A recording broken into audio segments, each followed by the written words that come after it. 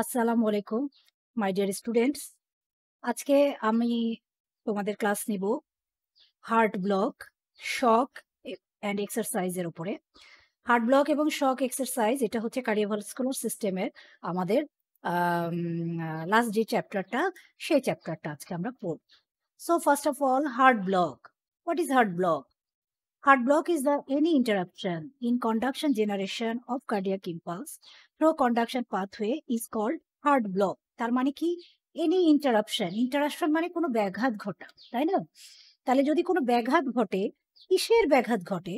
ব্যাঘাত যদি ঘটে কোনো ইম্পালস জেনারেশন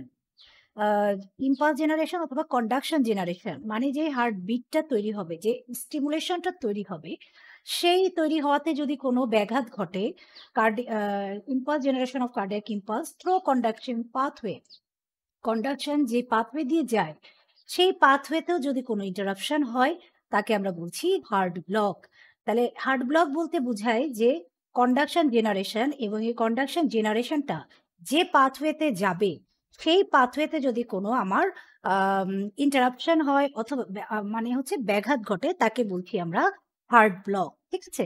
তাহলে হার্টের ব্লক বলতে কিন্তু আমরা কি বুঝবো? কোনো কিন্তু ব্লাডের কোনো ব্লক না, ব্লাড যাওয়ার কিন্তু কোনো ব্লক না। এটা কিসের ব্লক? এটা হচ্ছে কন্ডাকশন জেনারেশন যেটা হয় হার্টের বাই জাংশনাল টিস্যু, সেই জেনারেশনটা এবং এর যে পাথওয়েটা, সেই পাথওয়েতে কোনো জায়গায় যদি কখনো কোনো ইন্টারাপশন হয় অথবা ব্যাঘাত ঘটে, তাকেই বলছি আমরা হার্ট ব্লক। ওকে, তাহলে হার্ট ব্লক কত টাইপের হতে পারে? হার্ট ব্লক সাধারণত দুই টাইপের হতে পারে, একটা হচ্ছে সাইনোঅ্যাট্রিয়াল ব্লক, আরেকটা হচ্ছে অ্যাট্রিওভেন্ট্রিকুলার ব্লক। সাইনোঅ্যাট্রিয়াল ব্লকটা কি জিনিস? The impulse from SA node are blocked before entering atrial muscle. তাহলে এসএ নোড থেকে যে ইম্পালসটা তৈরি হবে, সেটা অ্যাট্রিয়াল মাসেলে যাওয়ার আগেই যদি কোনো ব্লক থাকে, তাকে বলছি আমরা সাইনোঅ্যাট্রিয়াল নোড। এটা একটু রেয়ার। কমন হচ্ছে atrioventricular block. So what is atrioventricular block? When conduction impulse that can either decrease or block from the atria to ventricle is called atrioventricular block অথবা এবি ব্লক। তার মানে কি? Atrium থেকে ভেন্ট্রিকেলে যে আমার কন্ডাকশন গুলো আসবে, সেই আশাটা হয় কম হতে পারে অথবা একদম বন্ধ হতে পারে। তাহলে কম হতে পারে মানে কি? যেমন আমরা জানি এসএ নোড কয়টা বিটস দিচ্ছে? 70 থেকে 80টা বিট দিচ্ছে। ঠিক আছে? এসএ নোড, এবং এসএ নোড থাকে কোথায়? অ্যাট্রিয়ামে। আমরা জানি হচ্ছে রাইট অ্যাট্রিয়ামে থাকে। তাহলে এই এসএ নোডটা যে বিট করছে, এই বিটটা ধরো 70টা বিট করছে পার মিনিটে। কিন্তু এমন হতে পারে যে একটা বিটও হচ্ছে অ্যাট্রিয়াম থেকে ভেন্ট্রিকেলে আসলো না, এটাকে বলছি আমরা টোটাল ব্লক। ঠিক আছে? আর আরেকটা কি হচ্ছে? ডিক্রিজ করতে পারে। ডিক্রিজ মানে হচ্ছে 70টা এসএ নোড বিট করছে, কিন্তু ভেন্ট্রিকেলে আসছে 40টা। তার মানে 30টাই আসছে না। তার মানে কি? এটা কম আসছে। It is called decrease. Okay? So atrioventricular ব্লকে আমরা এইভাবে এক্সপ্লেন করতে পারি, the conduction of impulse that can either decrease or block from atria to ventricle. তার মানে অ্যাট্রিয়া থেকে ভেন্ট্রিকেলে আসতে হয় টোটাল ব্লক হয়ে যাবে কন্ডাকশনটা, অথবা ডিক্রিজ নাম্বারে আসবে। এটাকে বলছি আমরা অ্যাট্রিওভেন্ট্রিকুলার ব্লক। এই এবি ব্লকটা যেহেতু খুব কমন, এই জন্য এবি ব্লকের আবার কিছু টাইপস আছে, সেটা আমাদেরকে জানতে হবে। তাহলে এবি ব্লকের দুইটা টাইপস, একটা হচ্ছে ইনকমপ্লিট হার্ট ব্লক, আর একটা হচ্ছে কমপ্লিট হার্ট ব্লক। তাহলে ইনকমপ্লিট হার্ট ব্লকের ভেতরে আবার দুইটা পার্ট আছে, একটা হচ্ছে ফার্স্ট ডিগ্রি হার্ট ব্লক, আর একটা হচ্ছে সেকেন্ড ডিগ্রি হার্ট ব্লক। ওকে, তাহলে ফার্স্ট ডিগ্রি হার্ট ব্লক হচ্ছে in here all the impulse goes to ventricle blood delay of conduction ochre, PR interval is abnormally long. ঠিক আছে? তার মানে কি? এইখানে কি হবে? ফার্স্ট ডিগ্রি হার্ট ব্লকে যদি এসএ নোড 70টা বিটস তৈরি করে, এসএ নোড যদি 70টা বিটস তৈরি করে, তাহলে 70টাই হচ্ছে আমাদের ভেন্ট্রিকেলে আসবে, কিন্তু কি হবে? দেরি করে আসবে। ধরো এসএ নোড একটা বিট করলো, সেটা ধরো 0.9 সেকেন্ড পরে চলে আসার কথা, যেহেতু আমরা জানি এভি নোডাল ডিলে আছে, কিন্তু সেটা আসলো হচ্ছে ধরো 1 সেকেন্ড পরে। ঠিক আছে? তাহলে এটা হচ্ছে দেরি করে আসা। তাহলে ফার্স্ট ডিগ্রি হার্ট ব্লক বলতে কি বুঝি? ইনকমপ্লিট হার্ট ব্লকের ভেতরে ফার্স্ট ডিগ্রি হার্ট ব্লক বলতে আমরা বুঝি যে যতগুলা বিট তৈরি করবে এসএ নোড, তার সবগুলাই অ্যাট্রিয়া থেকে ভেন্ট্রিকেলে আসবে, কিন্তু দেরি করে আসবে। এবং এটা যদি কারো থাকে, তাহলে আমাদের প্রি আর ইন্টারভালটা বেশি বড় হয়, অ্যাবনর্মালি লং হবে। হ্যাঁ, ইসিজি পি আর ইন্টারভালটা। এরপরে আসছি আমরা second degree heart block, when all atrial impulse cannot reach in the ventricle। তার মানে কি? এসএ নোড যদি 70টা বিট করে 70টাই আমার ভেন্ট্রিকেলে আসবে না, এর থেকে কম আসবে, তাকে বলছি আমরা সেকেন্ড ডিগ্রি হার্ট ব্লক। যেমন ধরো এটা হতে পারে সেকেন্ড থার্ড, এটা হতে পারে 2:1 ব্লক অথবা 3:1 ব্লক। মানে কি 2:1 and 3:1 মানে হচ্ছে এসএ নোড 2টা বিট করছে কিন্তু ভেন্ট্রিকেলে আসছে একটা বিট, এটাকে বলছে আমরা 2:1। আবার এসএ নোড অ্যাট্রিয়ামে হচ্ছে 3টা বিট করছে কিন্তু ভেন্ট্রিকেলে আসছে একটা বিট, তার মানে 2টা বিটই আসছে না, এটাকে বলছি 3:1 ব্লক। ওকে, তাহলে সেকেন্ডারি হার্ট ব্লক বলতে বুঝি ইনকমপ্লিট হার্ট ব্লক, যেটাতে কিছু পোর্শন আসবে কিন্তু কতগুলো আসবে, যে কম নাম্বারে আসবে, ঠিক আছে, সবগুলা আসবে না।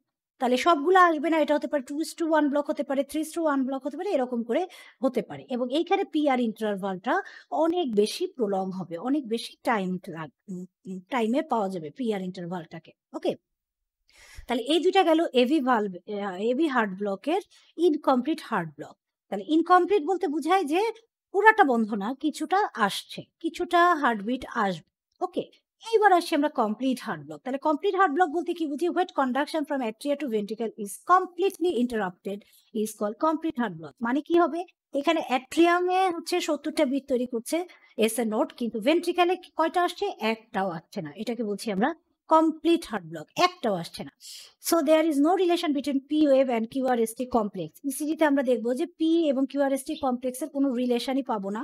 ভেন্ট্রিকল আর অ্যাট্রিয়া বিটস ইন্ডিপেন্ডেন্টলি, ভেন্ট্রিকলের মতো বিট করবে, অ্যাট্রিয়ামের মতো বিট করবে, ঠিক আছে। And atria beats faster than ventricle, এবং অ্যাট্রিয়াম ভেন্ট্রিকলের থেকে তাড়াতাড়ি বেশি র্যাপিড বিট করে, বেশি বিট করে, বিট করবে, কারণ আমরা জানি সবচেয়ে বেশি ইম্পালস তৈরি করে এসএ নোড, এবং এসএ নোড থাকে অ্যাট্রিয়ামে। আর ভেন্ট্রিকলের ভেতরে কি থাকবে, ভেন্ট্রিকলের ভেতরে থাকে bundle of his, Purkinje fibre, যাদের বিট করার ক্ষমতা এসএ নোডের থেকে কম। এই জন্য ভেন্ট্রিকলটা হচ্ছে তুলনামূলক কি করবে,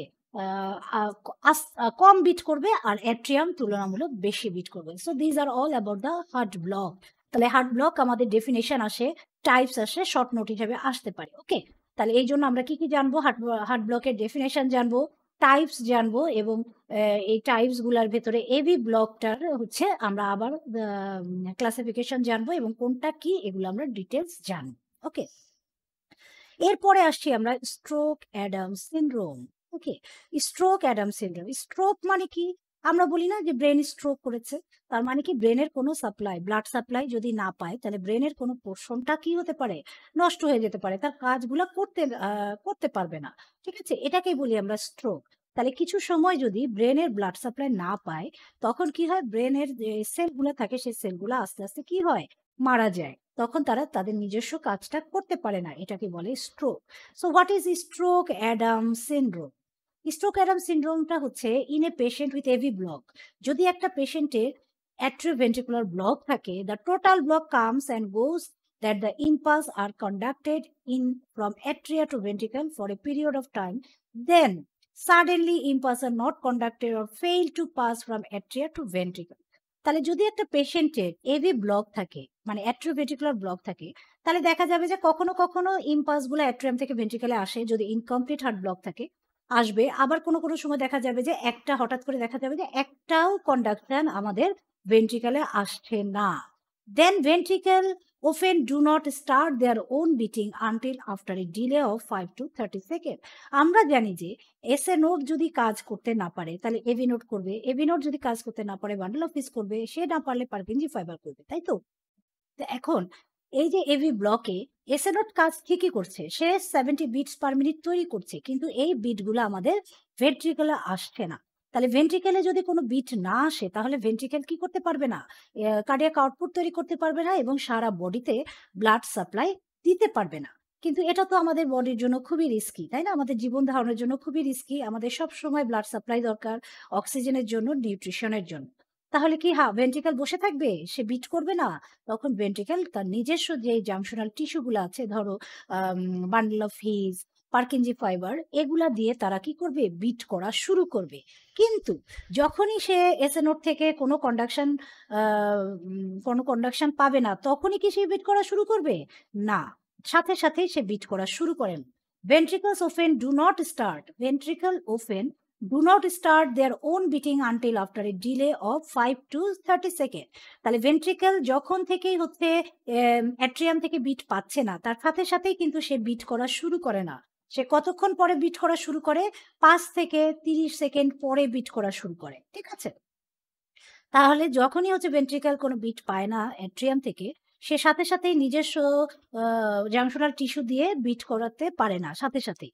তার কিছুটা সময় লাগে। সেই সময়টা কতটুকু? 5 থেকে 30 second. This result from phenomenon called overdrive suppression. তাহলে এইটা কেন করছে? এটা কিসের জন্য হয়? ওভারড্রাইভ সাপ্রেশনের জন্য এই ডিলেটা হয়, এই দেরিটা হয়। তার মানে কি? This means ventricular excitability is at first in a suppressed state of atrial geta rate. Parkinson system beyond the block begins discharge rhythmically at the rate of 15 to 40 beats per minute and acting as a pacemaker of ventricle. This is called ventricular basal escape. তার মানে কি? তার মানে হচ্ছে এই যে ভেন্ট্রিকেলটা 5 থেকে 30 second দেরি করে শুরু করছে। কেন করছে? কারণ হচ্ছে আমরা জানি যে SA node, AV node, bundle of His এবং পার্কিনজি ফাইবার সবাই নিজে নিজে অটো রিদমিসিটি তৈরি করতে পারে, তাই না? মানে একা একাই তারা কি করতে পারে? ইম্পালস তৈরি করতে পারে। এখন সবাই যদি সবার মতো একা একা ইম্পালস তৈরি করতো, তাহলে তো একটা গন্ডগোল হয়ে যেত। যার জন্য আমরা কি জানি যে ইম্পালস তৈরি করছে, ধরো এসএ নোড ইম্পালস তৈরি করছে, সে তখন অন্যগুলাকে ইম্পালস আর তৈরি করতে দেন। তাহলে কিভাবে ইম্পালসটা তৈরি করতে দিবে না? অন্যান্য জাংশনাল টিস্যু, ধরো AV node, bundle of His, Purkinje fibre, এদের ভেতরে একটা কি থাকে? তাদের যে এক্সাইটেশনটা সেটা কি থাকে? সাপ্রেসড অবস্থায় থাকে। তার মানে তাদেরকে হচ্ছে দমিয়ে রাখে। ঠিক আছে? তাহলে এই যে দমিয়ে রাখে এসএনএর যখন ফাংশনিং থাকে, তখন অন্যান্য জাংশনাল টিস্যু তাদের বিটস গুলো তৈরি করতে পারে না। কারণ তাদের যে এক্সাইটেবিলিটি সেটাকে কি করা হচ্ছে? সাপ্রেশন করে রাখা হচ্ছে। এখন যখন এভি ব্লক হলো, তার মানে হচ্ছে অ্যাট্রিওভেন্ট্রিকুলার ব্লক হলো এবং ভেন্ট্রিকেলে অ্যাট্রিয়াম থেকে অথবা এসএ নোড থেকে কোনো বিট আসছে না, তখন কি করবে? এই ভেন্ট্রিকেলের যে জাংশনাল টিস্যুগুলা, তারা যে বিট করবে, এই বিট করার আগে তাদের কি করতে হবে? যে সাপ্রেশন লেভেলটা ছিল, এক্সাইটেশন যে সাপ্রেশন হয়েছিল, সেই সাপ্রেশনটাকে আমার কি করতে হবে? ওভারড্রাইভ করতে হবে। তার মানে তাকে ওভারকাম করে তারপরে তো হচ্ছে এই জাংশনাল টিস্যু যেগুলো ভেন্ট্রিকেলে আছে, তারা হচ্ছে বিট শুরু করবে। আদারওয়াইজ সাপ্রেশন থাকাকালীন তো তারা বিট করতে পারবে না। তাহলে এই বিটটা যে তৈরি করার জন্য তার যে সাপ্রেস অবস্থা ছিল, সেই অবস্থা থেকে যে ওভারকাম করছে, তার জন্য আমাদের এই 5 থেকে 30 সেকেন্ড সময় লাগে।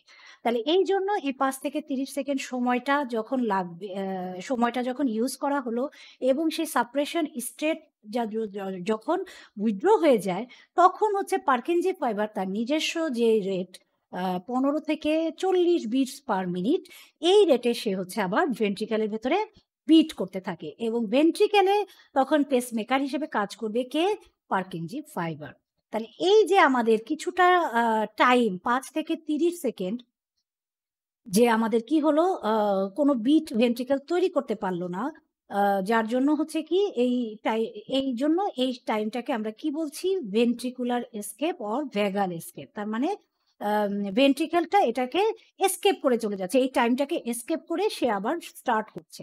এই জন্য এটার নাম হচ্ছে ventricular escape or vagal escape. তাহলে আমাদের হচ্ছে অনেক সময় স্ট্রোক অ্যাডাম সিনড্রোম নামে শর্ট নোট আসতে পারে, আবার ventricular escape or vagal escape নামেও হচ্ছে শর্ট নোট আসতে পারে। তাহলে আমাদের হচ্ছে এই ৩টার জন্যই হচ্ছে অ্যান্সারটা হচ্ছে একই হবে। ওকে? তাহলে আমরা বুঝলাম ভেন্ট্রিকুলার এসকেপ এবং ভ্যাগাল এসকেপটা কি, যে এই যে সাপ্রেস অবস্থা থেকে যে সাপ্রেস অবস্থাটা যে উইথড্র করে পার্কিনসন সিস্টেমটা যে তার নিজস্ব রিদমিক্যালি ডিসচার্জটা তৈরি করবে 15 থেকে 40 বিটস পার মিনিট এবং acting as a pacemaker of ventricle, it is called ventricular vagal escape. Okay? এইবার আসি আমরা, এই যে আমাদের এতক্ষণ যে ব্লাড সাপ্লাইটা পাবে না, বিট না করলে তো ব্লাড সাপ্লাই পাচ্ছে না, 5 থেকে 30 সেকেন্ড, এটা অনেক টাইম, তাই না? এত টাইম যে ব্লাড সাপ্লাই পাচ্ছে না, তখন কি হয়? Brain cannot remain active more than 4 to 7 second. তাহলে ব্রেনের যে সেলগুলা, তাদেরকে আমরা কি বলি? নিউরন, তাই না? তাহলে এই নিউরনগুলা খুবই সেন্সিটিভ। আমাদের নিউরনগুলা খুবই সেন্সিটিভ। আমাদের এক একটা সেল এক এক রকমের সেন্সিটিভ শো করে। যেমন ধরো সেন্সিটিভ মানে কিসের জন্য সেন্সিটিভ? অক্সিজেন এবং নিউট্রিশনের জন্য সেন্সিটিভ। তাহলে ব্রেন সেলগুলো হচ্ছে খুবই বেশি সেনসিটিভ, তারা 4 থেকে 7 সেকেন্ডের বেশি এই অক্সিজেন ছাড়া বেঁচে থাকতে পারে না, ঠিক আছে, অ্যাক্টিভ থাকতে পারে না। আবার ধরো যে মাসেলটা আমাদের ইউজ হচ্ছে না, ধরো আমার পায়ের একটা মাসেল, আমি বসে আছি না এখন, আমার পায়ের মাসেলটা তো ইউজ হচ্ছে না, যখন হাঁটবো তখন ইউজ হবে। তাহলে এই পায়ের মাসেলে যদি আমার হচ্ছে ইনঅ্যাক্টিভ অবস্থায় যদি এরকম হয় যে 2 ঘন্টাও ব্লাড সাপ্লাই পাচ্ছে না, তাও দেখা যাবে কি এরা হচ্ছে মারা যাবে না। কারণ কি এই মাসেলটার অথবা এই সেলটার ইয়েটা যেটা সেন্সিটিভিটিটা হচ্ছে ব্রেইনের সেল থেকে বেশি, ব্রেইনের সেল থেকে কম সেন্সিটিভ। এই জন্য হচ্ছে এরা এতক্ষণ ধরেও ব্লাড সাপ্লাই না পেলে ভালো থাকে, কিন্তু ব্রেনটা আমাদের যে নিউরন গুলা, নার্ভ সেল গুলা, এরা 4 থেকে 7 second oxygen supply, blood supply ছাড়া তারা অ্যাক্টিভ থাকতে পারবে না। তাহলে most of the patient faint হয়ে যাবে এ ফিউ সেকেন্ড। তার মানে কি, যদি এই 4 থেকে 7 সেকেন্ড যদি আমার ব্লাড সাপ্লাই ব্রেন না পায়, তখন কি হবে, তখন হচ্ছে পেশেন্টরা কি করবে, ফেইন্ট হয়ে যাবে, অজ্ঞান হয়ে যাবে। কেন অজ্ঞান হয়ে যাবে? ওই যে আমরা বললাম যে 5 থেকে 30 সেকেন্ড সময় নেয় পারকিনজি ফাইবার তার নিজস্ব গতিতে বিট করার জন্য। তাহলে এই 5 থেকে 30 সেকেন্ডের মধ্যে ব্রেনে যদি ব্লাড সাপ্লাই না যায়, তখন কি হবে, পেশেন্টটা ফেইন্ট হয়ে যাবে, অজ্ঞান হয়ে যাবে। আফটার কমপ্লিট ব্লকার অকার আনটিল ভেন্ট্রিকুলার এসকেপ, ঠিক আছে। তারপরে হচ্ছে এরা হচ্ছে যতক্ষণ না ভেন্ট্রিকল এসকেপ করে আবার বিট করা শুরু করবে, ততক্ষণ পর্যন্ত পেশেন্টটা কি থাকবে, ফেইন্ট অবস্থায় থাকবে। দেন স্লোলি বিটিং ভেন্ট্রিকল, তারপরে যখন ভেন্ট্রিকলটা আস্তে আস্তে বিট করা শুরু করবে, তারা কি করবে, pumps enough blood to allow rapid recovery from the paint. তার মানে হচ্ছে যখনই হচ্ছে আবার ভেন্ট্রিকলটা এই ওভার সাপ্রেশনের ওভারকাম করে বিট করা শুরু করবে, তারা হচ্ছে এনাফ ব্লাড পাঠাবে টু অ্যালাউ র্যাপিড রিকভারি। তার মানে র্যাপিডলি হচ্ছে আমাদের রিগেইন করার জন্য, পুনরায় আবার অ্যাক্টিভ হওয়ার জন্য তারা আবার এনাফ ব্লাড পাঠাবে, যার জন্য হচ্ছে ফেইন্ট থেকে পেশেন্ট কি করবে, আবার হচ্ছে তার যেটা সেন্স সেটা ফেরত আসবে। যেহেতু ব্লাড সাপ্লাই এখন আছে, ব্রেন ব্লাড সাপ্লাই পাচ্ছে, এই জন্য সে আবার কি হবে, তার জ্ঞান আবার ফিরে আসবে। আবার যখন হচ্ছে দেখা যাবে যে কয়েকটা বিটস করার পরে আবার হচ্ছে ইয়েটা যদি বন্ধ হয়ে যায়, যে এসএনও থেকে, সরি এট্রিয়াম থেকে আবার হচ্ছে বিট আসছে না, যেটা মেইনলি হচ্ছে আমরা ইয়েতে পাই, ইনকমপ্লিট হার্ট ব্লকে পাই, তখন কি হবে, তখন হচ্ছে আবার পেশেন্ট ফেইন্ট হয়ে যাবে, কারণ আবার ওই যে সাপ্রেশনটাকে উইথড্র করার জন্য টাইম লাগবে 5 থেকে 30 সেকেন্ড, আবার পেশেন্ট ফেইন্ট হয়ে যাবে। This periodic fainting space are known as stroke Adam syndrome. তার মানে কি, এই যে ফেইন্টিং স্পেস, তার মানে যে বারবার করে যে অজ্ঞান হয়ে যাচ্ছে, পিরিয়ডিক মানে কিছুক্ষণ সময় পর পর সে অজ্ঞান হয়ে যাচ্ছে, মানে যখনই অ্যাট্রিয়াম থেকে ভেন্ট্রিকলে বিটগুলো আসছে, তখন তো পেশেন্ট ভালো থাকছে। আবার যখন ইনকমপ্লিট হার্ট ব্লকের জন্য বিটগুলা সবগুলো আসতে পারছে না, অনেক বিট আসছে না, তখন ভেন্ট্রিকল কি করবে, তার নিজস্ব গতিতে তার হচ্ছে বিটটা শুরু করবে, কিন্তু এই শুরু করতে তার 5 থেকে 30 সেকেন্ড সময় লাগে। তাহলে এই সময়টায় কি হচ্ছে, ব্রেন সাপ্লাই পাচ্ছে না। ব্রেন কি সাপ্লাই পাচ্ছে না, ব্রেন ব্লাড সাপ্লাই পাচ্ছে না, যার জন্য কি হচ্ছে, পেশেন্টটা অজ্ঞান হয়ে যাচ্ছে। আবার অজ্ঞান হয়ে গিয়ে তারপর আবার যখন ভেন্ট্রিকল শুরু করবে বিট করা, তখন হচ্ছে আবার ব্রেনে ব্লাড সাপ্লাই পাবে এবং পেশেন্টটা রিকভারি করবে। এরপরে দেখা যাবে আবার হচ্ছে ইনকমপ্লিট হার্ট ব্লকে আবার দেখা যাবে যে অ্যাট্রিয়াম থেকে বিট আসছে, তখন আবার ভেন্ট্রিকল কি হবে, আবার সাপ্রেস হয়ে যাবে, পারকিনজি ফাইবার সাপ্রেস হয়ে যাবে, তখন হচ্ছে এসএনও থেকে আবার বিট পাবে। আবার যখন ব্লকের সময় হবে যে আবার পাচ্ছে না, তখন আবার ভেন্ট্রিকল কি করবে, এই সাপ্রেস অবস্থা থেকে আবার ওভারকাম করে, ভ্যাগাল এসকেপ করে ওভারকাম করবে, করে হচ্ছে আবার হচ্ছে পারকিনজি ফাইবার বিট করা শুরু করবে 15 থেকে 40। কিন্তু এর মাঝে কি হবে, পেশেন্ট আবার অজ্ঞান হয়ে যাবে, কারণ ততক্ষণ আবার ব্লাড সাপ্লাই পাচ্ছে না। তাহলে এইভাবে করে পিরিয়ডিক ফেইন্টিং স্পেলস হয়। তার মানে একবার সে ফেইন্ট হয়ে যায়, আবার জ্ঞান আসে, আবার ফেইন্ট হয়ে যায়, আবার জ্ঞান আসে, এইরকম করে তার হচ্ছে পিরিয়ডিক এই ব্যাপারটা চলতে থাকবে। একে বলা হয় স্ট্রোক অ্যাডাম সিনড্রোম। তাহলে এটা কখন হবে, এটা হচ্ছে এভি ব্লকে, অ্যাট্রিওভেন্ট্রিকুলার ব্লকে এইরকম একটা স্ট্রোক অ্যাডাম সিনড্রোম হবে। এবং এই স্ট্রোক অ্যাডাম সিনড্রোমটার আরেকটা নামও আমরা কি করতে পারি, যে ventricular escape or vagal escape নামে আমরা নামকরণ করতে পারি। ওকে, তাহলে এই ventricular escape or vagal escape or stroke Adam syndrome, এটা খুবই ইম্পর্টেন্ট। এটা আমাদের ভাইভায় আসে, আমাদের রিটেনে আসে। ওকে, ভাইভায় ধরা হয়, রিটেনেও আসে। এরপরে আসছি আমরা shock. So what is shock? Shock, it may be defined inadequate tissue perfusion with a relatively or absolutely inadequate cardiac output or ineffective circulatory volume. তাহলে কি জিনিস এখানে? এখানে একটা inadequate মানে যতটুকু প্রয়োজন ততটুকু না, পরিপূর্ণ না। কি পরিপূর্ণ না? Tissue perfusion. টিস্যু পারফিউশনটা কি জিনিস? আমরা যখন সার্কুলেশন পড়েছি তখন আমরা টিস্যু পারফিউশনটা পড়েছি কি যে অক্সিজেন নিউট্রিশন সেলকে দিচ্ছে, আবার সেল থেকে ওয়েস্ট প্রোডাক্ট এবং কার্বন ডাই অক্সাইড নিয়ে যাচ্ছে ভেসেলগুলা, ঠিক আছে? This is called tissue perfusion. তার মানে অক্সিজেনটা ব্লাড ভেসেল থেকে পাওয়ার পরে টিস্যু সেটা ইউজ করলো, ইউজ করে আবার কি করছে, টিস্যু এটা ইউজ করে কার্বন ডাই অক্সাইড তৈরি করে আবার এটাকে পাঠায় দিচ্ছে, ঠিক আছে? তাহলে এটাকে বলছি আমরা টিস্যু পারফিউশন। এই টিস্যু পারফিউশনটা যদি ইনঅ্যাডিকুয়েট হয়, ইনঅ্যাডিকুয়েট মানে যতটুকু প্রয়োজন ততটুকু না হয়, এবং এর কারণ কি? এর কারণ হচ্ছে relatively or absolutely inadequate cardiac output. এর কারণটা হচ্ছে কার্ডিয়াক আউটপুটটা পরিমাণ মতো তৈরি না হওয়া, অথবা সার্কুলেটরি ভলিউমটা যদি কম থাকে, ইনএফেক্টিভ সার্কুলেটরি ভলিউম হয়, তাহলেই সেটাকে আমরা বলছি শক। তাহলে ইনঅ্যাডিকুয়েট টিস্যু পারফিউশনটা হতে হবে, এবং কারণটা হচ্ছে কার্ডিয়াক আউটপুটটা কম অথবা সার্কুলেটিং ভলিউম কম, এটার জন্য যদি হয় তাকে বলছি আমরা শক। তাহলে অন্য কোনোভাবেও ইনঅ্যাডিকুয়েট টিস্যু পারফিউশন হতে পারে, কিন্তু যদি সেটা সার্কুলেশন এবং হচ্ছে কার্ডিয়াক আউটপুটের কারণে না হয়, সেটাকে কিন্তু আমরা শক বলবো না। ওকে, তাহলে শক বলবো আমরা তাকেই যেটা হচ্ছে inadequate tissue perfusion with a relatively or absolutely inadequate cardiac output or ineffective circulatory volume এর জন্য হচ্ছে তাকেই বলছি আমরা শক। ওকে, তাহলে শকটা হচ্ছে কত টাইপসের হতে পারে? দেয়ার আর 4 types of shock. Number 1 is the hypovolemic shock, number 2 is the distribution shock, number 3 is the cardiogenic shock, and number 4 is the obstructive shock. ওকে, তাহলে হচ্ছে হাইপোভলিমিক শকের এই চারটার ভেতরে আমাদের সবচাইতে কমন হচ্ছে হাইপোভলিমিক শক। তাহলে হাইপোভলিমিক শকে কি কি এক্সাম্পল হতে পারে? Haemorrhage, trauma, surgery and burn, ঠিক আছে?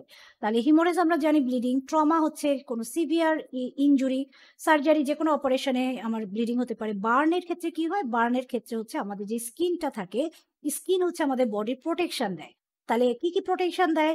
যে কোনো এক্সটার্নাল ইনজুরি থেকে প্রোটেকশন দেয়। আরেকটা কি প্রোটেকশন দেয়? আমাদের শরীরের ভেতরে যে ওয়াটারটা আছে সেই ওয়াটারটাকে ইভাপোরেশন হতে বাধা দেয়। কিভাবে? যেমন এখন যদি আমাদের বাইরে যদি ধরো 50 ডিগ্রি সেন্টিগ্রেড তাপমাত্রা থাকে, আমাদের বডির ভেতরে কিন্তু এত বেশি তাপমাত্রা না। তাহলে 50 ডিগ্রি সেন্টিগ্রেডে যদি আমার বডির ভেতরেও হতো, তখন কি হবে? তখন আমার যে বডি ফ্লুইড গুলো আছে সেই ফ্লুইড গুলো অনেকগুলা কি হতে পারে? বাষ্পীভূত হয়ে চলে যেতে পারে। এই জিনিসটাকে প্রিভেন্ট করে হচ্ছে আমাদের স্কিন, ঠিক আছে? স্কিন কি করে? এই বাষ্প হয়ে ওয়াটারটাকে বের হতে দেয় না। তাহলে যখন বার্ন হয়ে যাবে, তো বার্নে সবার আগে কি পুড়ে যায়? চামড়া পুড়ে যায় না? তাহলে চামড়াটা আগে পুড়ে যায়, তার মানে স্কিনটা পুড়ে যায়। তাহলে স্কিনটা যদি পুড়ে যায়, তাহলে স্কিনটা তার অ্যাপ্রোপ্রিয়েট ফাংশন করতে পারে না। তার মানে কি করতে পারবে না? তারা যে ব্লাড ওয়াটার সাবস্টেন্স, ফ্লুইড সাবস্টেন্সকে যে আমাদের বডির ভেতরে প্রিজার্ভ করছিল, সেটা তারা আর পারে না। তখন কি হয়? স্কিন না থাকার কারণে অনেক অনেক বেশি ফ্লুইড আমাদের কি হতে পারে? ইভাপোরেশন হয়ে আমাদের এনভায়রনমেন্টে চলে যেতে পারে। এই জন্য আমাদের হাইপোভলিমিক শক হতে পারে। এরপরে আসছি আমরা ডিস্ট্রিবিউশন শক। এটার ভেতরে অ্যানাফাইলেকটিক শক, সেপসিস, ফেইন্টিং এগুলা হতে পারে। ওকে, কার্ডিওজেনিক শকের ভেতরে কি বলছিলাম আমরা? Myocardial infraction, congestive cardiac failure, arrhythmia, এগুলো হচ্ছে হার্টের ডিজিজের জন্য কার্ডিওজেনিক শক হতে পারে। অবস্ট্রাকটিভ শক কি জিনিস? অবস্ট্রাকটিভ হচ্ছে কোনো জায়গায় ব্লাড ভেসেলটা বন্ধ হয়ে গেল, এটাকে বলছি আমরা অবস্ট্রাকশন। তাহলে কিসের কিসের জন্য হতে পারে? টেনশন নিউমোথ্যারাক্সের জন্য হতে পারে, পালমোনারি এমবোলিজমের জন্য হতে পারে, কার্ডিয়াক টিউমারের জন্য হতে পারে, কার্ডিয়াক টেম্পোনেটের জন্য হতে পারে। তাহলে আমাদের টাইপস অফ শকের প্রয়োজন জানতে হবে এবং তাদের এক্সাম্পল গুলা জানতে হবে। যেহেতু হাইপোভলিমিক শকটা আমাদের খুব ইম্পর্টেন্ট মানে হচ্ছে আমাদের খুবই কমন, এই জন্য হাইপোভলিমিক শক সম্পর্কে আমি একটু ডিটেলস তোমাদেরকে বলবো। তাহলে কি বলছি আমরা হাইপোভলিমিক শক সম্পর্কে? আমরা হাইপোভলিমিক শক হচ্ছে কাকে বলে? Rapid loss of blood or fluid from the body leading to decrease blood volume. তার মানে ফ্রম বডি থেকে যদি খুব তাড়াতাড়ি র্যাপিডলি ব্লাড লস হয়ে যায় অথবা ফ্লুইড লস হয়ে যায়, এবং আলটিমেটলি আমাদের ব্লাড ভলিউম যদি কমে যায়, তাকে আমরা বলছি হাইপোভলিমিক শক। তাহলে হাইপোভলিমিক শক যেহেতু খুবই কমন, আমাদের ওয়ার্ডে এটা দেখে চিনতে হবে। তাহলে কি কি সাইন সিমটম নিয়ে পেশেন্টটা আসে? সাইন সিম্পটম নিয়ে আসে হচ্ছে কোল্ড, পেল, ক্ল্যামি স্কিন। তার মানে স্কিনটা কি হবে? ঠান্ডা। আমরা যদি ধরি আমাদের হাত স্কিনটা কি করব? আমরা কিন্তু ঠান্ডা পাই না। আমরা কিন্তু নরমাল পাবো। ঠিক আছে? কিন্তু একটা যদি একজন যদি মারা যায়, একজন যদি মৃত ব্যক্তির হাত তুমি ধরে দেখো, তার হাতটা কিন্তু অনেক ঠান্ডা থাকে। তাহলে এই যে আমাদের ঠান্ডা না থাকার কারণ কি? ভিতরে আমাদের ব্লাড সার্কুলেশন চলছে।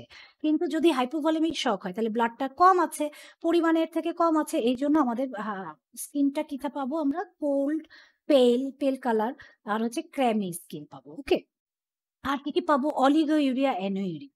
অলিগোইউরিয়া মানে কম ইউরিন ফরমেশন, অল্প প্রস্রাব হবে, অথবা অ্যানিউরিয়া মানে হচ্ছে একদমই ইউরিন ফরমেশন বন্ধ হয়ে যাবে। ঠিক আছে? কনফিউশন, রেস্টলেস, পেশেন্ট খুব ছটফট করতে পারে আর খুবই কনফিউশন থাকতে পারে। সে হয়তো এরকম তার বাড়ি কই বলতে পারে না, আমি কোথায় আসছি বলতে পারে না। এগুলা নিয়ে কনফিউশন থাকতে পারে। আর কি থাকতে পারে? পেশেন্টের হাইপোটেনশন থাকতে পারে, ব্লাড প্রেশার কমে যেতে পারে এবং intense thirst.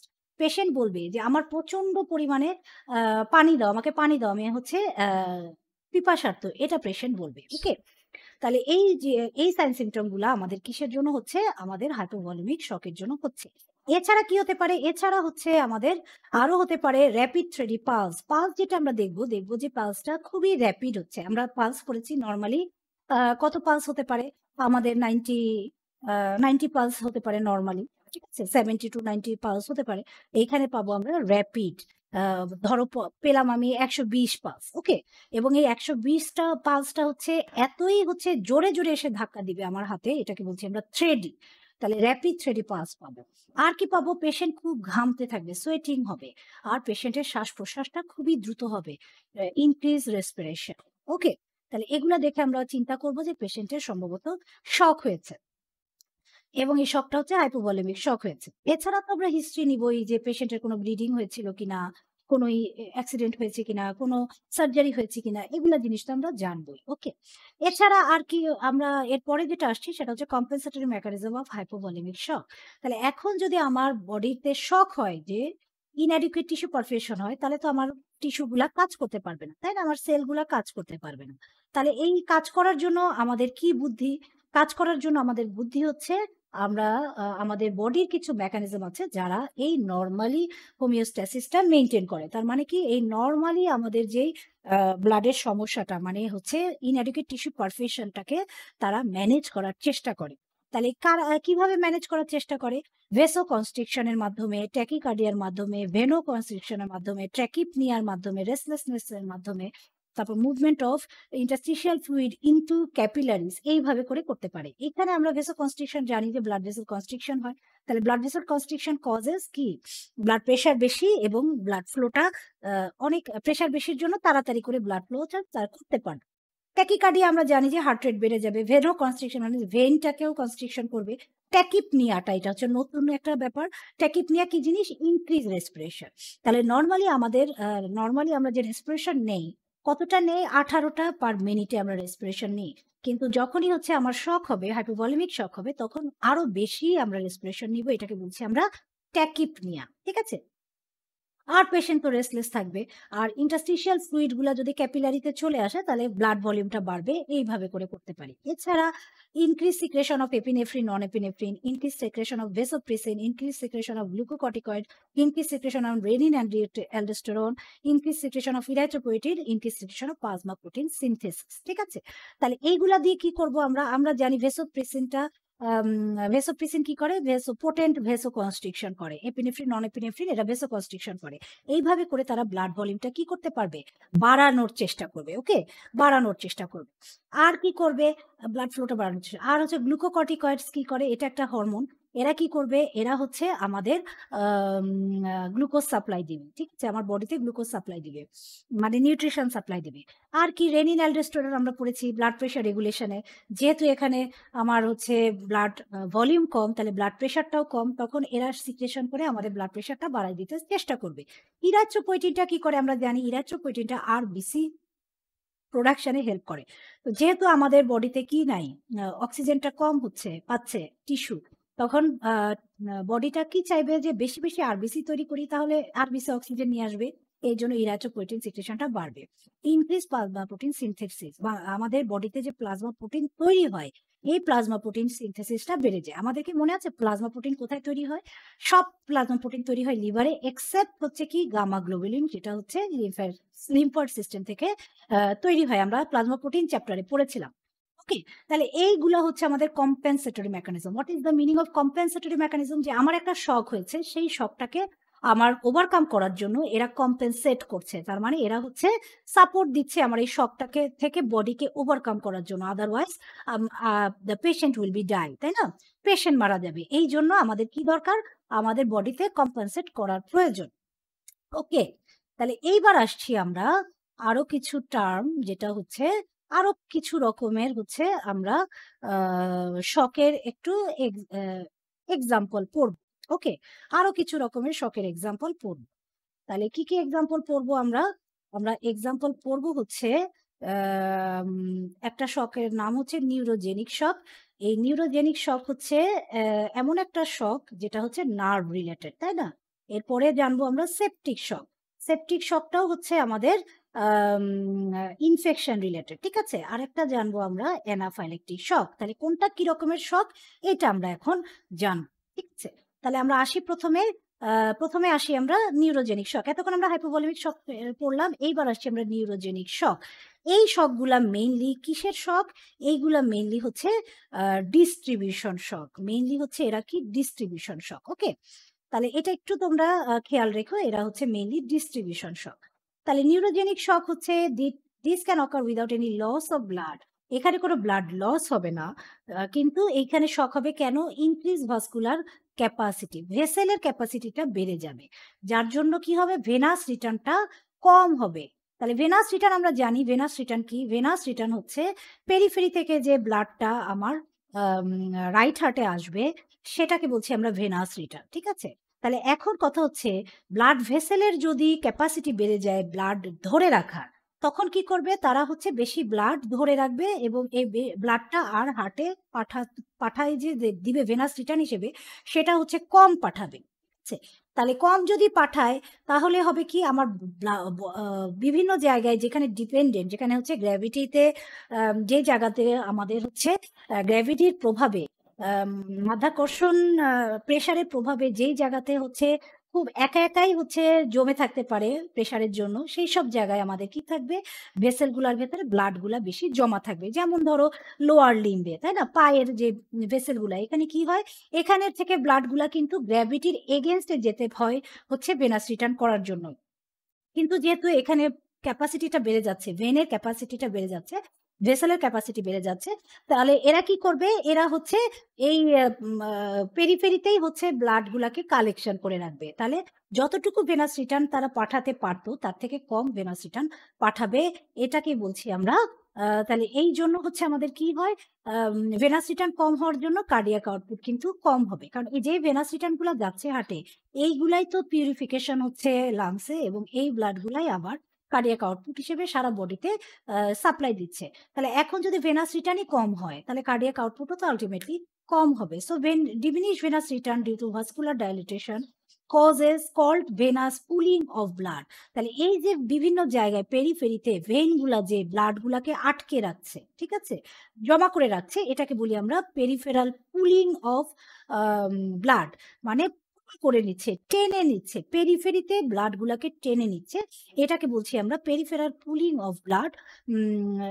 Peripheral pooling of blood বলছি যেহেতু হচ্ছে এটা বিভিন্ন জায়গাতে হচ্ছে ডিপেন্ডেন্ট পার্টে ব্লাডগুলাকে আটকে রাখছে।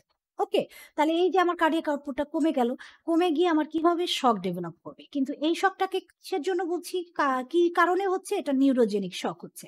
কেন নিউরোজেনিক শক হচ্ছে? নার্ভ কি করে? ভাস্কুলার ক্যাপাসিটিটাকে কি করবে? বাড়ায় দিবে। তাহলে কি কি কারণে এটা হতে পারে?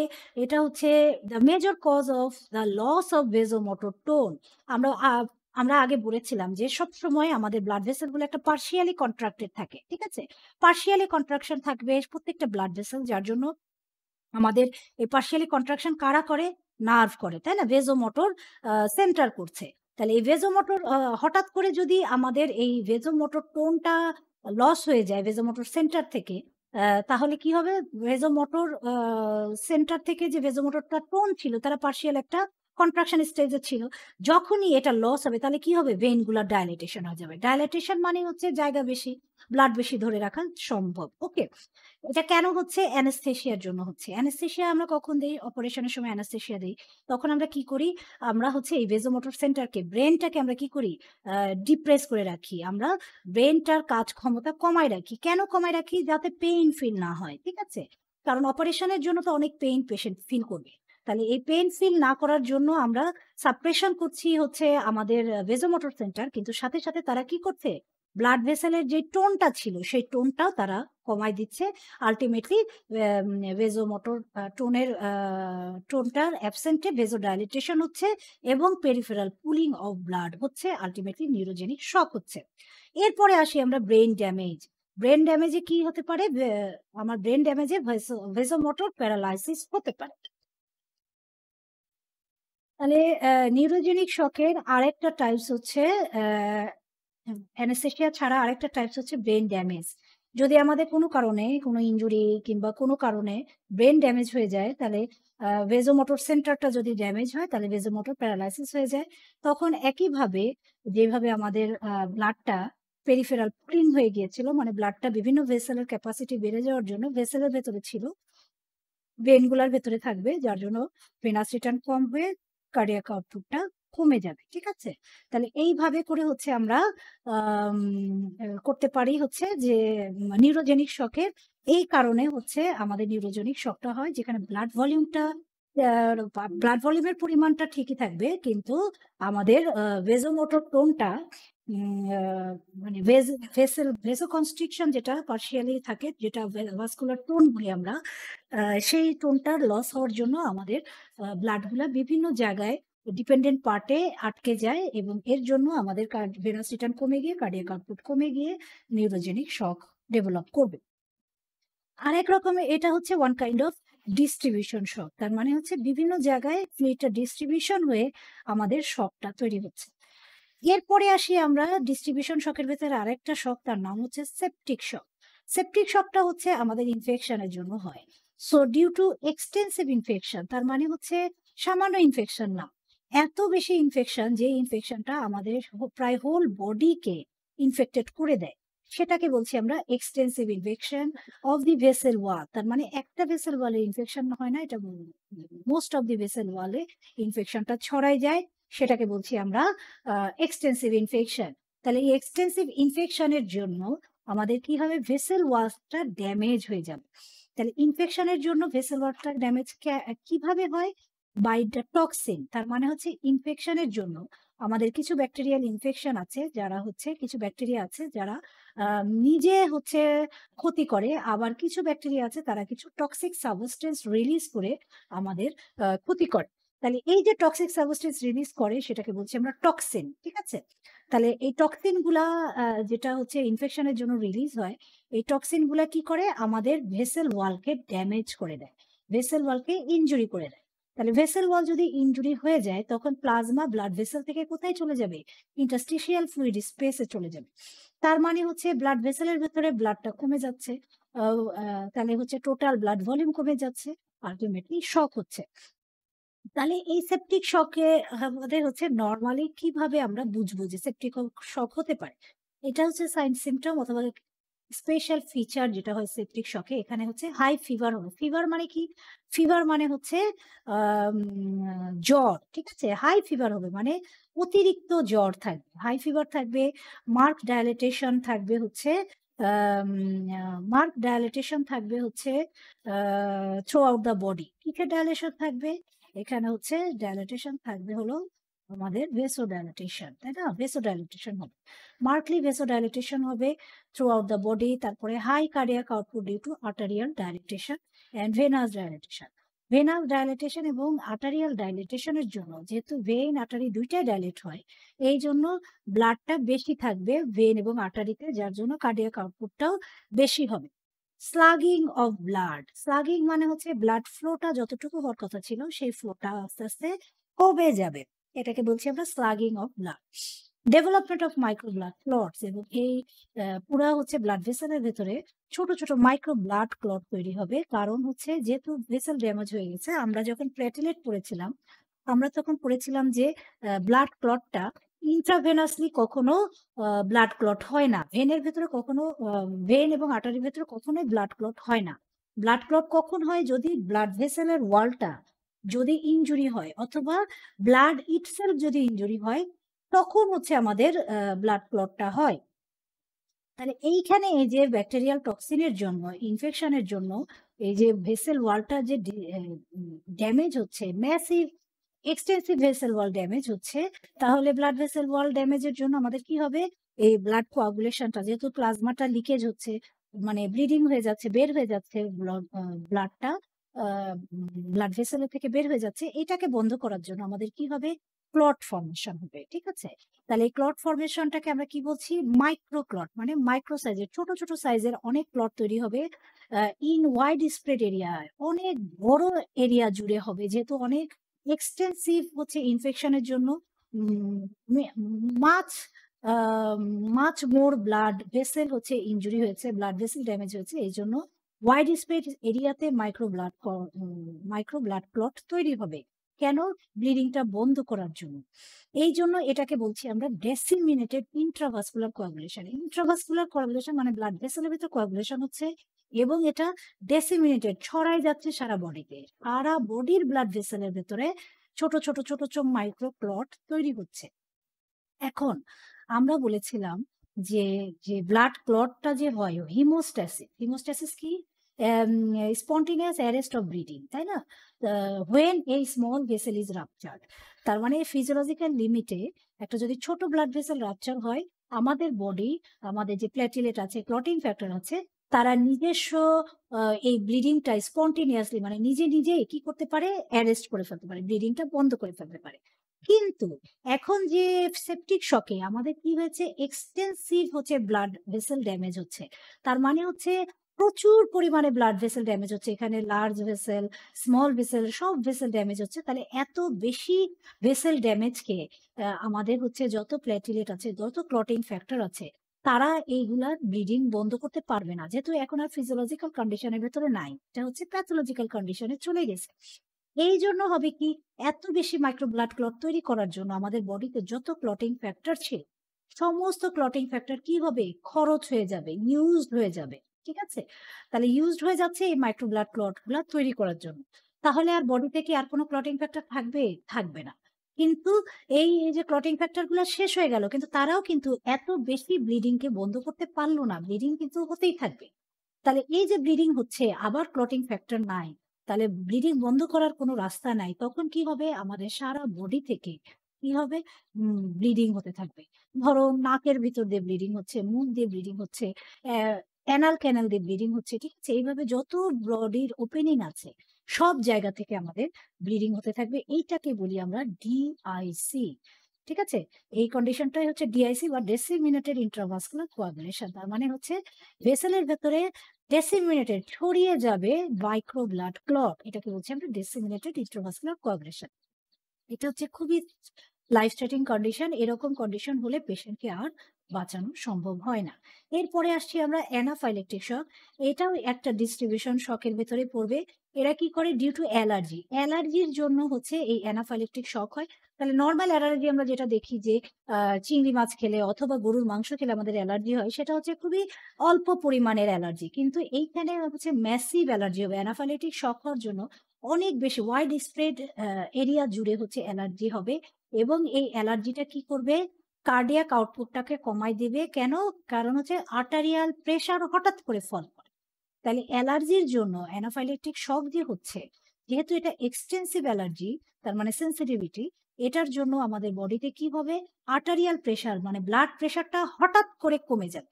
কমে গেলে কার্ডিয়াক আউটপুট কমে যাবে, তখন হচ্ছে শক তৈরি হবে। এবং এই অ্যানাফাইলেকটিক শক এত সিভিয়ার শক হতে পারে যে পেশেন্ট উইদিন এ মিনিট মারা যেতে পারে।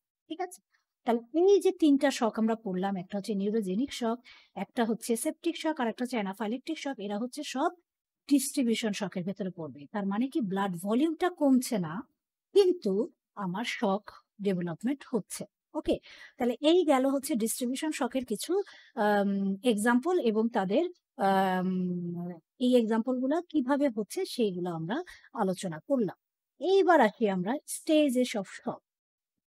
শককে আমরা ৩ টা স্টেজে ভাগ করতে পারি। একটা হচ্ছে নন প্রোগ্রেসিভ, আরেকটা হচ্ছে প্রোগ্রেসিভ, আর ৩ নাম্বারটা হচ্ছে ইরিভার্সেবল। নন প্রোগ্রেসিভ মানে প্রোগ্রেশন মানে হচ্ছে যেটা একটার পর একটা আ সিচুয়েশনে এগিয়ে যাওয়া। এটাকে বলে প্রোগ্রেশন, তাই না? তাহলে এই নন প্রোগ্রেসিভ মানে এখানে হচ্ছে সিচুয়েশনটা খারাপ হবে না। এটা হচ্ছে নন প্রোগ্রেসিভ। তাহলে সিচুয়েশনটা একই জায়গায় বন্ধ হয়ে যাবে। নন প্রোগ্রেসিভ, প্রোগ্রেস করবে না। তাহলে এখানে আরেকটা নামকরণ করা হয়েছে কম্পেনসেটরি স্টেজ। এখানে কি হয়? In this stage normal circuitry compensatory mechanism eventually causes full recovery without the help from the outside therapy. তার মানে কি, এই শকের ফার্স্ট স্টেজে কি হয়, আমাদের নর্মাল বডির যে মেকানিজম গুলো আছে কম্পেনসেটরি মেকানিজম, মানে কোনো একটা সমস্যা হলে সেটাকে আবার মিন ভ্যালুতে নিয়ে আসা, আগের লেভেলে নিয়ে আসা, এইটার যে মেকানিজম গুলো আছে তারা কি করবে, বাইরের কোনো হেল্প ছাড়াই এই নন প্রোগ্রেসিভ স্টেজে তারা এই শকটাকে কি করবে, ফুললি ম্যানেজ করে ফেলবে, ফুল রিকভারি করে ফেলবে বাইরের কোনো হেল্প ছাড়াই। তাহলে কিছু কম্পেনসেটরি মেকানিজমের নাম আমরা জানি কি কি: baroreceptor mechanism, central nervous system ischaemic response, reverse stress relaxation, increase secretion of renin, angiotensin 2, epinephrine, non epinephrine. তাহলে এই মেকানিজম গুলো আমরা কোথায় পড়েছি? আমরা ব্লাড প্রেশার রেগুলেশনে পড়েছিলাম। তাহলে এই মেকানিজম গুলা হচ্ছে কম্পেনসেটরি মেকানিজম হিসেবে কাজ করবে, যেটা নন প্রোগ্রেসিভ স্টেজে আমাদের উইদাউট এনি আউটসাইডার হেল্প আমাদের এই শকটাকে তারা ফুল রিকভারি করে দিতে পারে। ঠিক আছে? So all this mechanism causes return blood volume to the normals. এরা ব্লাড ভলিউমটাকে নরমাল লেভেলে নিয়ে আসতে হেল্প করে। তার জন্য শকটা কি হবে, আমার মিনিমাইজ হয়ে যাবে। ঠিক আছে? রিকভারি হয়ে যায়। এরপরের স্টেজের নাম হচ্ছে প্রোগ্রেসিভ স্টেজ। তার মানে এখানে কি হবে, এই প্রোগ্রেশন হতেই থাকবে। তাহলে যে খারাপ কন্ডিশনের দিকে যেতে থাকবে। In which without therapy the shock has steadily West. তাহলে এই স্টেজে, প্রোগ্রেসিভ স্টেজে আমাদের কি হবে, শকটা হচ্ছে কোনো বাইরের হেল্প ছাড়া শকটা হচ্ছে প্রোগ্রেসিভ স্টেজে আরো বেশি খারাপের দিকে চলে যাবে। ঠিক আছে? বাইরের হেল্প প্রয়োজন এখানে। এখানে বডির যে কম্পেনসেটরি মেকানিজম আছে তারা হচ্ছে আমাদের এই শকটাকে মিনিমাইজ করতে পারবে না। যার জন্য আমাদেরকে বাইরে থেকে হেল্প করা লাগবে। হেল্প করে আমাদেরকে এই শকটাকে ম্যানেজ করতে হবে। এটার নাম হচ্ছে প্রোগ্রেসিভ স্টেজ। এরপরের যে স্টেজটা সেটা হচ্ছে ইরিভার্সিবল। ইরিভার্সিবল মানে হচ্ছে পুনরায় আরেক জায়গায় আসা সম্ভব না। ইরিভার্সিবল। তাহলে এরপরের স্টেজটা হচ্ছে irreversible stage, in which the shock has progressed to such an extent that all forms of known therapy are inadequate to save the person life. তাহলে ইরিভার্সিবল এমন একটা স্টেজ, যেই স্টেজে যে যত চেষ্টা করি আমরা, যত রকমের ট্রিটমেন্ট থেরাপি আমরা দিতে পারি, সেগুলা সব দিয়েও আমরা কি করতে পারবো না, একটা পেশেন্টের লাইফ সেভ করতে পারবো না। এটাকে বলছি আমরা ইরিভার্সিবল স্টেজ। ওকে? তাহলে ৩ টা স্টেজে আমরা শক শক দেখতে পারি। তাহলে যদি আমাদের নন প্রোগ্রেসিভ স্টেজে থাকে তাহলে এটা আমার বডির কম্পেনসেটরি মেকানিজমই এটাকে ম্যানেজ করে ফেলে, বাইরের হেল্পের প্রয়োজন নাই। কিন্তু যদি প্রোগ্রেসিভ স্টেজ পাই আমরা পেশেন্টকে, তখন হচ্ছে আমাদের বাইরে থেকে হেল্প করা লাগবে। বডির নিজস্ব কম্পেনসেটরি মেকানিজম হেল্প এটা ম্যানেজ করতে পারবে না। কিন্তু বাইরে থেকে আমরা যদি হেল্প করি তাহলে হচ্ছে পেশেন্ট কি করবে, রিকভারি করে যাবে। আবার নন প্রোগ্রেসিভ স্টেজে তারা চলে যাবে। ওকে? এরপরে যেটা হচ্ছে এরপরের যেটা সেটা হচ্ছে ইরিভার্সিবল স্টেজ। এই ইরিভার্সিবল স্টেজে কি হবে, এখানে আমরা যত রকমের ট্রিটমেন্ট জানি, সব রকমের ট্রিটমেন্ট দিয়েও আমরা পেশেন্টকে কি করতে পারবো না, বাঁচাতে পারবো। ঠিক আছে? তাহলে এই হচ্ছে মোটামুটি আমাদের শকের ৩ রকমের স্টেজ। ওকে? তো এখন হচ্ছে যদি কোনো শকের পেশেন্ট আসে, আমরা তাহলে কি সাধারণত ট্রিটমেন্ট করি? ট্রিটমেন্ট করি মেইনলি রিপ্লেসমেন্ট থেরাপি। রিপ্লেস মানে হচ্ছে যেই জিনিসটা লস হয়েছিল সেই জিনিসটাকে আবার পূরণ করা। এটাকে বলছি আমরা রিপ্লেসমেন্ট থেরাপি। তাহলে রিপ্লেসমেন্ট থেরাপির ভেতরে কি আমরা দিতে পারি? ব্লাড দিতে পারি, প্লাজমা দিতে পারি, ফ্লুইড দিতে পারি। ঠিক আছে? যদি ব্লিডিং হয় ব্লাড দিব, যদি বার্ন হয় তাহলে প্লাজমা দিব, যদি ডায়রিয়া হয় তাহলে তাকে ফ্লুইড দিব। এইভাবে করে বিভিন্ন রকমের রিপ্লেসমেন্ট থেরাপি আমরা দিতে পারি। আর কি দিতে পারি? অক্সিজেন থেরাপি দিতে পারি, আর সিম্প্যাথোমায়োমেট্রিক ড্রাগ, তার মানে সিম্প্যাথেটিক অ্যাকশন করবে যেসব ড্রাগগুলা, সেই ড্রাগগুলা দিতে পারি, যার জন্য আমরা কি করবো, ভেসো কনস্ট্রিকশন করার চেষ্টা করব। Okay? So this are the treatment of shock. তাহলে আমরা কি জানলাম? আমরা স্টেজেস অফ শক জানলাম, যেটা ৩ রকমের স্টেজ হয়: প্রোগ্রেসিভ, নন প্রোগ্রেসিভ, প্রোগ্রেসিভ আর ইরিভার্সিবল, এবং এগুলা কাকে কোনটা বলে আমরা এই সম্পর্কে জানলাম। ঠিক আছে? তাহলে শকের স্টেজ অনেক সময় ধরা হয়, এই জন্য আমাদের এটা পড়তে হবে। এরপরে যে টপিকসটা সেটা হচ্ছে এক্সারসাইজ অ্যান্ড সার্কুলার চেঞ্জেস। এক্সারসাইজের সময় কি সার্কুলেশনের চেঞ্জ হয় এটা আমরা একটু দেখব। এক্সারসাইজের সময় কি হবে সাধারণত, সিম্প্যাথেটিক নার্ভাস সিস্টেমের যে ডিসচার্জগুলা, যেই হচ্ছে স্টিমুলেশনগুলা, এইগুলা হচ্ছে through out the consequent of stimulation হতে থাকবে সারা সার্কুলেশনে। সিম্প্যাথেটিক নার্ভাস সিস্টেমের স্টিমুলেশন হতে থাকবে। তার মানে সিম্প্যাথেটিক নার্ভ কি করবে? আমার হার্ট রেট বাড়াবে, ফোর্স অফ কন্ট্রাকশন বাড়াবে, আর কি করবে? ভেসোকনস্ট্রিকশন করবে। ওকে, আর কি? আর এক্সারসাইজে আরেকটা কি হতে পারে? এরা হচ্ছে আর্টারিয়াল প্রেশারটা বাড়ায় দিবে। আর কি করবে? কার্ডিয়াক আউটপুটটা বাড়ায় দিবে। At the onset of the exercise যখন শুরু হয়, তখন signals are transmitted not only from the brain to the muscle to cause muscle contraction, but also vasomotor center to initiate sympathetic discharge throughout the body. Okay, sympathetic discharge through out the body.